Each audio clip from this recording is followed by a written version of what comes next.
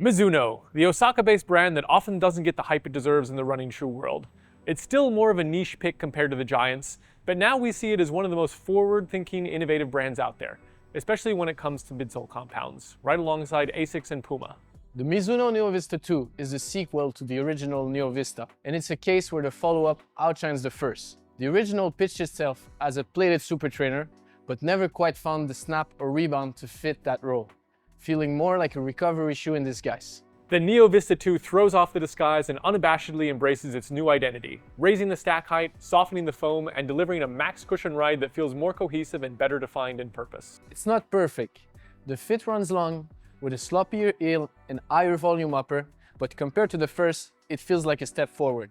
The Neo Vista remains a solid option for easy runs, but the Neo Vista 2 is a clear upgrade, pushing the boundaries of what a max cushion trainer can and should be. Yes, we put plenty of miles into these shoes, because nothing replaces time on the road.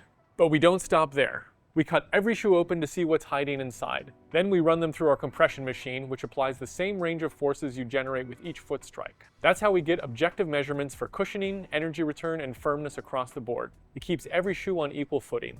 So whether it's a recovery cruiser or a featherweight racing shoe, we can tell exactly how it stacks up. Without further ado, let's get into the specs. We thought the Neo Vista was big, until we saw the Neo Vista 2. At 43mm in the heel, the Neo Vista already had plenty of foam underfoot to mute the impacts of the road. But the Neo Vista 2 takes that to a whole new level with its massive 50mm stack height in the back. Because of that, even with a 10mm drop, the forefoot still measures an astonishing 40mm. It fully pushes the market towards bigger and bigger stacks, into territory that most shoes don't dare to go.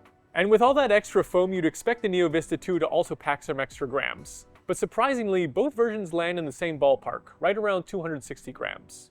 The Neo Vista 2 stays on the heavier side for a daily trainer, but it doesn't actually gain weight despite that massive jump in stack height. And that weight isn't too bothersome in practice. Part of how Mizuno keeps the weight in check is in the midsole build. We'll come back to the midsole in more detail later, but that new TPU top layer is less dense, which helps offset the extra foam. Still, neither version of the Neo Vista is built for springy, lively pace pickups, and they don't feel especially agile, despite the first version being advertised for that. That said, both models still weigh less than similar plated max cushion designs like the Hoka Skyway X, so while they're not light, they're not the bulkiest options in their class either. Both versions use a sock-like upper, and it's one of those designs people either love to hate or hate to love. On the first Neo Vista, the knit was put together fairly well. Lockdown wasn't perfect, but it felt consistent and reliable enough to feel secure on most runs. The Neo Vista 2 is a different story.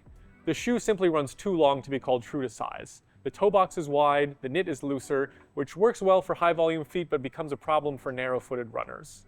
During real-world testing, it led to poor lockdown and some lateral movement, which makes the ride feel less efficient. My US size 10 was nearly a full size too long and quite wide, and on one long run, the heel lockdown was so loose I had to constantly adjust the laces with little success because of the sock-like upper. The good news is that if you manage to nail the fit, everything becomes much more secure and it makes the experience a lot more enjoyable. But we did notice some inconsistencies. Smaller and larger sizes didn't show the issue as much, while our middle of the range options were really off.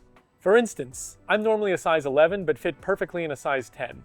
That suggests there may be variation from pair to pair, but overall it's fair to say the fit isn't particularly consistent across this model. Both models use a plastic plate, but the role it plays is different from what Mizuno originally pitched. In the first Neo Vista, the plate was marketed as a propulsive element to make it a plated super trainer.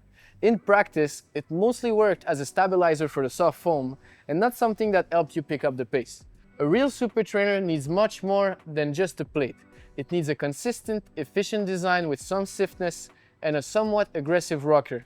And it should be lightweight, which the Neo Vista simply was not.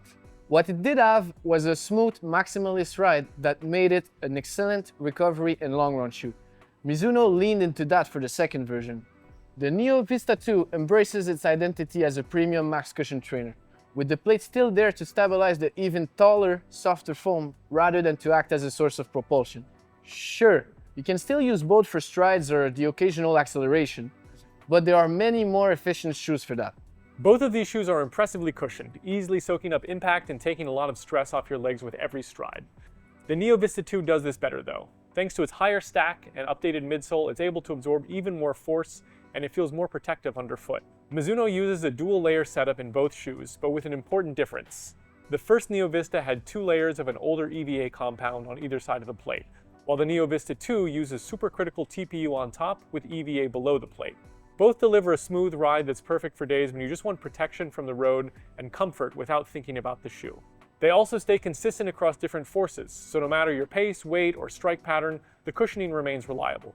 Where the Neo Vista 2 pulls ahead is in longer runs, because the foam's performance holds up better over distance, degrading less over time. Both are strong choices, but the Neo Vista 2 is a clear upgrade and stands out as one of the most cushioned shoes on the market today. Neither shoe is super bouncy, and the geometry and weight aren't tuned for actual propulsion. The ride of the original Neo Vista was very chaotic, with sluggish rebound in the heel, but more spring in the forefoot. That wasn't a problem for recovery paces, but it did make the ride feel a bit weird overall. The updated midsole of the Neo Vista 2 makes a difference when it comes to energy return, with a more consistent rebound in the heel and forefoot that still delivers a mild bounce, enough to spice up your miles and make the ride feel more cohesive. What you get is a more balanced, smoother experience that feels better put together than the first. Stability is pretty much the only major area where the first Neo Vista comes out ahead. With the second version, the added stack height and softer compound make it feel a bit like you're towering on a wobbly block of foam. To be clear, the original wasn't super stable either, but it had a better balance between stack height and platform width, and the foam was slightly firmer. The Neo Vista 2 does widen the platform even more, but it isn't enough to offset the extra height. There's only so much width you can add before it becomes impractical. So if you highly value stability, the Neo Vista 1 is the safer bet. That said, if stability is truly a priority, you might want to skip both versions altogether and look towards something less extreme in the premium trainer space, like the ASICS Nimbus 27, or even go with a dedicated stability shoe. From Mizuno, that would be the Wave Inspire 21. If you like the concept of the Neo Vista but want something lighter and more playful within Mizuno's lineup, the Neo Zen is the modern trainer to look at. It stripped things back to a single layer of foam with no plate, making it soft and bouncy, and even more fun for everyday runs. Compared to that, the Neo Vista 2 is more protective, but it feels heavier and less energetic. Another premium trainer worth considering is the Brooks Glycerin Max. It isn't quite as cushioned as the Mizuno, but it still feels very protective. And because of its lower drop, the forefoot stack is actually even taller than the Neo Vista 2. The Glycerin Max goes for a slightly firmer, more traditional take on max cushioning, with a smooth rocker for a natural ride. It's more predictable than the Neo Vista 2 and comes with a secure traditional upper that some runners may prefer to Mizuno's sock-like upper. So, which one should you get? Both shoes bring something unique to the market, and they're both suitable for easy, cruising miles. One issue with the first iteration was the sink-in feel, caused by the very soft midsole compressing over the plate, combined with the large underfoot cutout that gave it a suction cup sensation, almost like a toilet plunger. It was cushioned, no doubt, but it felt distracting and not very intentional. Curiously, the second iteration fixes that.